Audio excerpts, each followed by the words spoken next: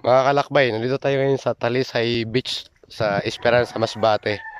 Ito yung white sand dito sa amin mga kalakbay. Malabura kayong buhangin dito sa ganda ng buhangin, maputi at saka yung dagat. Malinis din. Ngayon nga lang sa tayo na to dahil malumot yung dagat, medyo naloso yung mga lumot. May konting dumi lang yung dagat, pero dito malinis talaga doon pagka wala masyadong lumot. Tag-init kasi kaya lumutang yung mga lumot.